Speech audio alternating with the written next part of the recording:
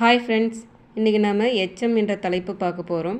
Already இந்த தலைப்பிலேருந்து ஒரு video போட்டிருக்கு ஃப்ரெண்ட்ஸ். அதை பார்த்துட்டு நெக்ஸ்ட் இந்த வீடியோவை பாருங்கள், அப்போ தான் உங்களுக்கு புரியும். செயலையோ காலத்தையோ தெளிவாக காட்டாமல் பண்பினை மட்டும் குறிப்பாக காட்டும் பெயரெச்சம் குறிப்பு பெயரெச்சம் எனப்படும். எடுத்துக்காட்டு: சிறிய கடிதம். வினையை கொண்டு முடியும் எச்சம் வினையெச்சம் எனப்படும். எடுத்துக்காட்டு: படித்து முடித்தான், படித்து வியந்தான். படித்து முடித்தான்றது ஒரு செயல், அதனால் இது வினையெச்சம். படித்து வியந்தான் என்பது ஒரு செயல், அதுவும் வினையெச்சம்.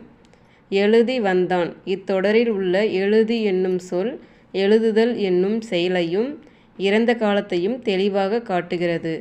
செயலையும் காலத்தையும் வெளிப்படையாக தெரியுமாறு காட்டும் வினையெச்சம் தெரிநிலை வினையெச்சம் எனப்படும். காலத்தை வெளிப்படையாக காட்டாமல் பண்பினை மட்டும் குறிப்பாக உணர்த்தி வரும் வினையெச்சம் குறிப்பு வினையெச்சம்